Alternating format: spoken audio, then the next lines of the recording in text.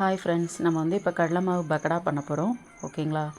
இதில் வந்து நான் 2 கப் கடலை மாவும் 1/2 கப் மைதாவும் போட்டிருக்கேன். அதுக்கப்புறமா நல்லா பெரிய சைஸ் ஆனியன் 2, ஒரு 3 பச்சை மிளகா, கொத்தமல்லி, கருவேப்பிலை, அப்புறம் சால்ட்டு, சில்லி பவுடர் வந்து கொஞ்சம் நமக்கு தேவையான அளவு காரத்துக்கு, ஏன்னா பச்சை மிளகா வேறு போட்டிருக்கோம் இல்லையா? ஸோ கொஞ்சமாக போட்டால் போதும். அப்புறம் சோடாப்பு போட்டிருக்கேன், சால்ட்டு போட்டிருக்கேன். இதை எல்லாத்தையும் நல்லா மிக்ஸ் பண்ணிவிட்டு அதுக்கப்புறமா நீங்கள் வாட்டர் விட்டு நல்லா நெகிழ பிசைஞ்சுக்கோங்க.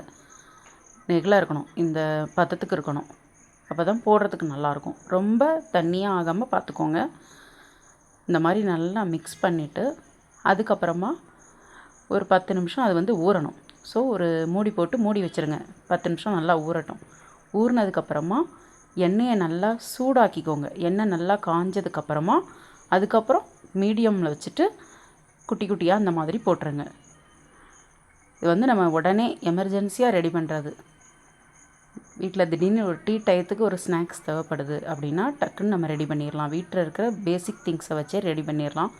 நல்லா சாஃப்டாக சூப்பராக இருக்கும். ட்ரை பண்ணி பாருங்கள், ரொம்ப நல்லாவே இருக்கும். சூடாக சாப்பிடும்போது இன்னும் நல்லாயிருக்கும். ஓகேங்களா? இதை பார்த்தீங்களா? இந்த அளவுக்கு நல்லா சாஃப்டாக பஞ்சு மாதிரி இருக்கும். ஓகே, தேங்க்யூ, பாய்.